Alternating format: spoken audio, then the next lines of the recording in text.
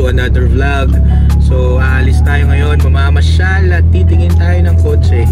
So para sa mga nangangarap magkaroon ng Honda Civic, tignan natin kung ano yung ating dadamputin ngayon. Surprise namin kayo guys, samahan nyo kami. Kasalukuyan, nandito tayo sa NLEX.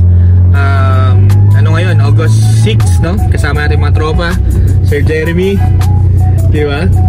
So sila Sir Miko ang muna-muna yung pinag-drive natin kasi pa-traffic. So ano muna tayo, ramdamin muna natin yung sinasabi nilang pagiging passenger princess.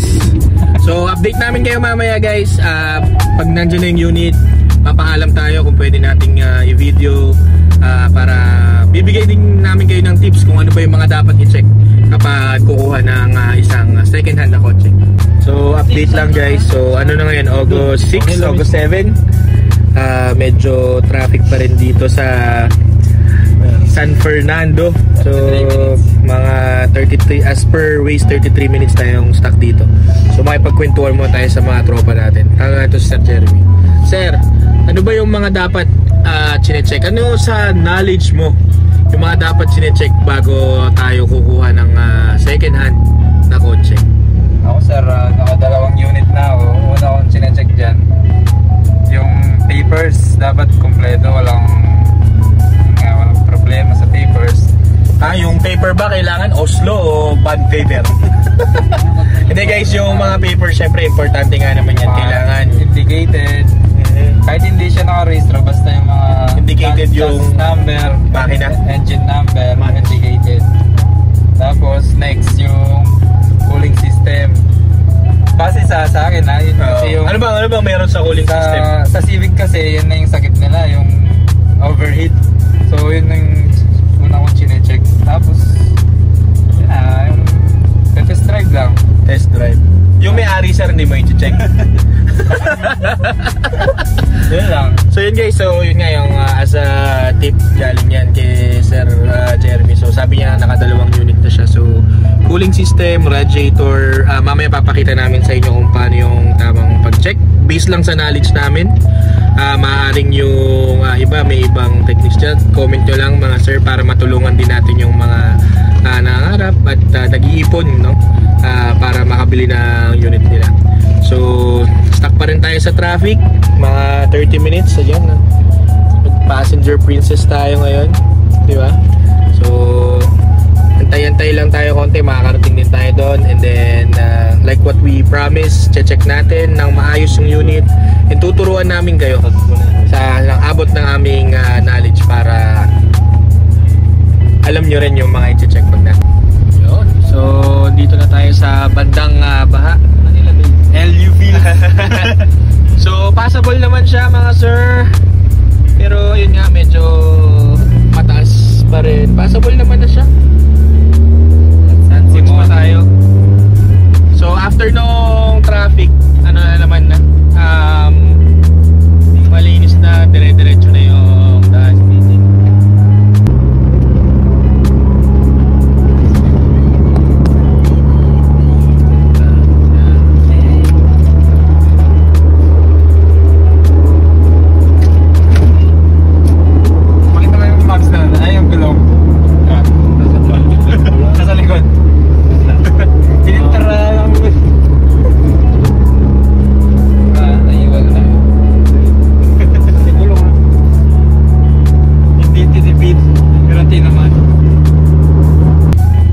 Nakalagpas na tayo sa traffic at sa konting baha. Nandito na tayo ngayon sa Malolos, sa Grand Royal. So inaantay na lang natin si seller. Ang usapan nila ng tropa, susunduin na lang kami dito sa labas para makapasok doon din. Titignan na natin yung kotse. So sa mga makakapanood, babiyahe ng Manila again, August 7 ngayon. Medyo okay na yung pagluwas. May konting traffic pa rin, baon pa rin ng konting pasensya, pero hindi na siya singgrabe nung mga nakaraang araw, no? So hintay-hintay lang tayo. So nakarating din tayo guys, mga after 3 hours ng biyahe, no? So Tarlac to Malolos. kinuha natin ng 3 hours dahil may konting traffic pa rin sa may bandang San Fernando. May exit tayo ng Pulilan, then pagdating ng Pulilan medyo na traffic din tayo ng konti and medyo bumpy yung road, pero andito na sila. So makikita nyo sila sa likod guys, nagche-check na sila ng papel ng makina. Then let's see kung anong magiging result ng usapan nila. Sir Miko, ano bang dapat sine-check pag bumibili tayo ng mga second hand na kotse? Check mo yung wallet mo. Number 1 yan, di ba? Siyempre nga naman, paano ka bibili kung wala ka nga namang wala ka namang pambili, di ba? So guys, ito na yung unit na pinuntahan natin. Honda Civic Bigote 96, 97, 96. PH16A, tingnan nga natin usually naka D16 pala, so D16. So Japan na siya. PO8, no? PO8. Nakita na rin natin color beige. Si Sir Miko chinecheck niya na, no? Siya yung bibili nitong unit. So usually sabi nga ni Sir Jeremy kanina is titingin ng radiator kung may bulwak, may mga dipstick, titignan kung may usok, diba? So hindi pa naman na-start. Nag-check pa lang tayo ng mga interiors ng body. So far so good naman. So kung mapapansin nyo guys, all urig pa to. So paano natin malalaman kung original pa yung headlight is makikita nyo naman dito guys, Honda Stanley. So ibig sabihin hindi pa siya napalitan, hindi siya na-replace. So as is sa factory na siya. So naka CTR chin na rin siya, mesh grill, no? So naka Rota slipstream o yung tinatawag nilang spoon, no? So sabi nila as per my knowledge, ang tips daw para malaman kung isa Rota siya is kung mapapansin nyo guys, may canal siya dito, may groove siya dito, sabi nga nila. So isa yun sa mga tip guys na as per my knowledge, yung sabihin nyo na lang sa comment kung tama ba ako o mali, pero one of the indicators daw na Rota talaga yung mags. So siya ito sa loob guys. So naka stock steering wheel siya, stock VTI na mags, may mga gauges lang tayo dito. Check natin mamaya pag in-start natin kung gagana. Ayun here, head unit, no? So legit yan. So magche-check tayo ngayon. Okay naman, namamatay naman yung check engine, naka type R na shift knob. Yung sidings naman niya guys, kung makikita nyo, no? Maayos na maayos, VTI. So try natin start. Tignan natin kung one click na. So ito ulit mga tips guys, titignan natin yung radiator kung may bulwak, pero kita nyo naman napakalinis, di ba? Nakakulat pa siya, no? So yan yung mga dapat nyo isa sa mga check. Yung rad cap, di ba? Napakalinis din yung rad cap kung mapapansin nyo. Kaya sa check nyo kung mayroong parang chocolate na sinasabi nila. Then sa dipstick, hugot lang, hindi naman kailangan hugutin all the way. Check nyo lang mabuti kung uusok. Kasi pag mausok-usok medyo no deal daw. Yung iba binubuksan din nila tong oil, ba? So yun lang din yung napansin. Anong napansin mo sir? Paano mo nasabi sir na wala siyang thermostat? Dapat sir, ito matagal bago uminit. Kaso sabay silang uminit. Ibig sabihin yung tubig, dire-dire lang sa sir, walang pumipigil. Okay, so another tip, no, from Sir Jeremy. So malalaman niyo daw po na wala siyang thermostat kahit na naka-automatic fan siya. Kasi kung naka-automatic fan siya, it doesn't really mean na naka-thermostat siya. So sabay iinit itong upper tsaka lower rotation. Again guys, ito according lang to sa knowledge namin na maaaring may ibang alam kayo or maaaring may ibang technique yung mga mekaniko nyo, pero ito according lang sa nalalaman natin. Okay, sa labas tayo ngayon. Ito na, magro-road test tayo, titingin tayo ng kalampag. mga pangilalim. So usually dadaan nyo siya sa mga malubak. Kapag may mga humps, check nyo rin. So again, para sa akin lang to guys, para sa knowledge lang namin to. So i-check mo lang kung ano yung mga ingay-ingay niya. And tingnan mo lang din kung tumataas yung temp, bigyan mo na konti. At para dun mo siya malalaman. Okay? So check natin lang siya. So yan, pabalik na tayo doon sa bahay ni seller. So check natin kung magkakasundo sa presyo. Okay.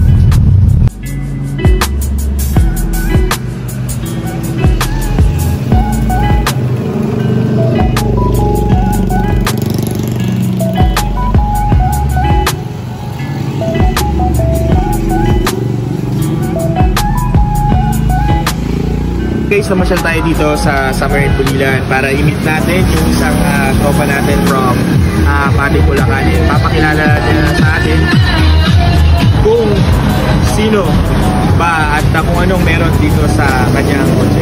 So, ano pangalan natin, sir? Marian Marismo. Okay, so si Sir Maki at ang kanyang Civic. So, ano bang makikita natin dito sa engine bay, sir? Anong meron dito sa atin? Ito, ang engine namin is E15B straight 308.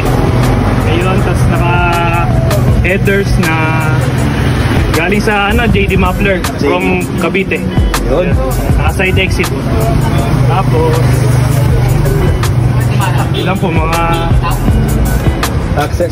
Pero ano sir, paano natin to na-acquire? Anong history nito? Pangarap din ba to na naging katotohanan? Kasi mula ng pagkabata kasi mahilig na talaga ako sa Honda.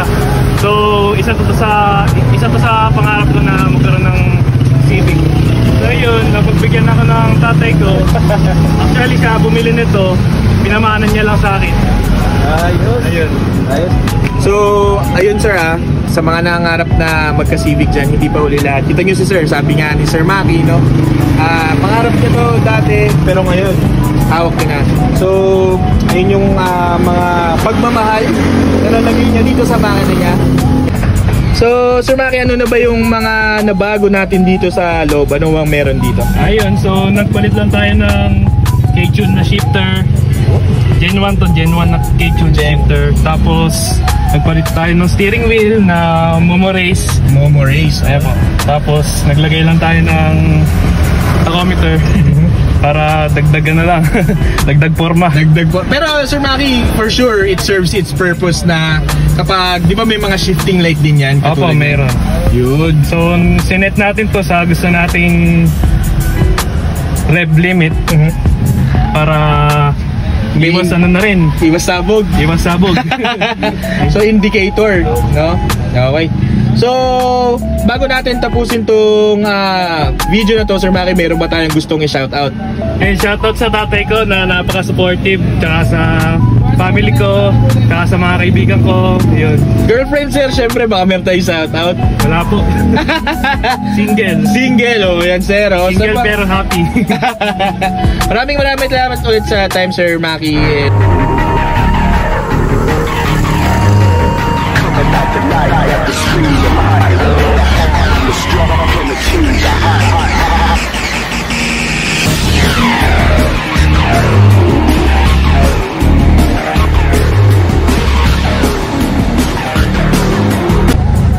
So yun guys, medyo hindi nagkatuluyan ng deal.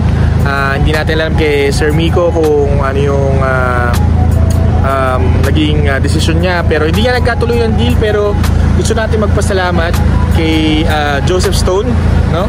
Ang ating builder, owner, and tuner sa Honda Lab, sa pagpapahiram sa atin ng unit habang ginagawa si Jubis na naiwan pa rin sa kanila. So kung napansin nyo guys, yung sa unang episode natin, iniwan natin si Jubis doon para sa linkage and sa tappets, pero papatono na rin natin. So hindi lang siya nakapag street tune nung mga nakaraan kasi nga dahil sa ulan, alam nyo naman yun. Pero salamat at pinahiram tayo ng unit at meron pa rin tayong service. So nasa LX na tayo, pauwi na tayo ng Tarlac.